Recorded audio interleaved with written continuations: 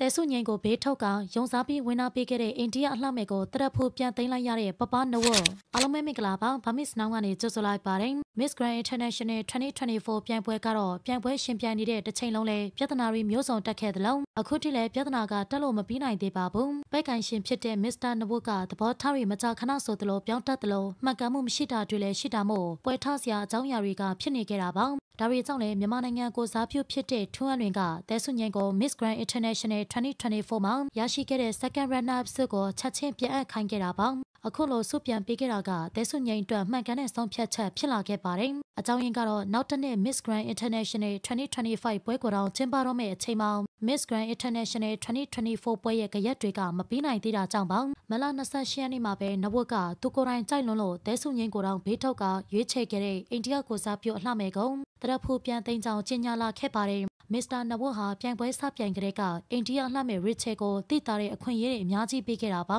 ပြိုင်ပွဲတစ်လျှောက်မှာတဲဆုငိန်ကအဟော့ဆုံးဖြစ်နေခဲ့ပေမဲ့နောက်ဆုံးဖိုင်နယ်ပြိုင်ပွဲအထိကိုသူရွေးချယ်ခဲ့တဲ့ဆုံးဖြတ်ချက်ကိုမပြောင်းလဲခဲ့ပါဘူးမစ္စတာနဝတ်ကရစ်ချယ်ကိုသာဝင်းနာဆုပေးခဲ့တာဖြစ်ပါတယ်တဲဆုငိန်ကိုမပေးလို့မြန်မာနိုင်ငံကပြည်သက်တွေရဲ့အားပေးမှုအရော့ခံကရွေးချယ်ခဲ့ပေမဲ့အခုချိန်မှာတော့သူကိုယ်တိုင်ရွေးချယ်ခဲ့တဲ့အလှမဲ့ကသူ့စကားကိုနားမထောင်လို့တရက်ဖို့ကိုပြန်သိမ်းလိုက်ရပါပြီမစ္စတာနဝတ်ဘက်ကတော့ရစ်ချယ်ကသူချမှတ်ထားတဲ့စီမင်းစည်းကမ်းတွေကိုလိုက်နာခြင်းမရှိဘူးလို့ခေါင်းစဉ်တက်လာခဲ့တာပါအဓိကအကြောင်းရင်းကတော့သူနဲ့စာချုပ်တစ်နှစ်ချုပ်ထားတဲ့အတော်အတွင်းမှာအခြားအလုပ်တွေကိုလက်ခံလုပ်ကိုင်တာကြောင့်ဖြစ်ပါတယ်ဖတ်ချက်လောကမှာဒီလိုကိစ္စတွေကဖြစ်နေကြလို့ဆိုရမှာပါပိုင်ရှင်တွေကဝင်းနာအလှမဲ့တွေကိုတစ်နှစ်အတွင်းဝင်းနာအဖြစ်ထမ်းဆောင်နေစဉ်မှာသူတို့လုပ်ကိုင်တဲ့အလုပ်တွေကိုသာလုပ်ပေးတာမျိုးလိုလားပါတယ်အလှမဲ့တွေအနေနဲ့အခြားအလုပ်တွေကိုကိုကျိုးဝင်ငွေအတွက်လုပ်တာမျိုးကိုအပြင်းထန်တားမြစ်ထားတာပါဒါကိုရစ်ချယ်ကနားမထောင်ပဲပြင်ပ project တွေကိုလုပ်တယ်ဆိုပြီးမစ္စတာနဝတ်ကတရက်ဖို့ပြန်သိမ်းရကြောင်းအကြောင်းပြချက်ပေးလာခဲ့တာဖြစ်ပါတယ်တကယ်တော့ရစ်ချယ်ဘက်ကစတင်ကတရက်ဖို့ကိုပြန်အပ်ခဲ့ရလို့သိရပါတယ်သူတို့ကြားမှာပြဿနာတွေဖြစ်က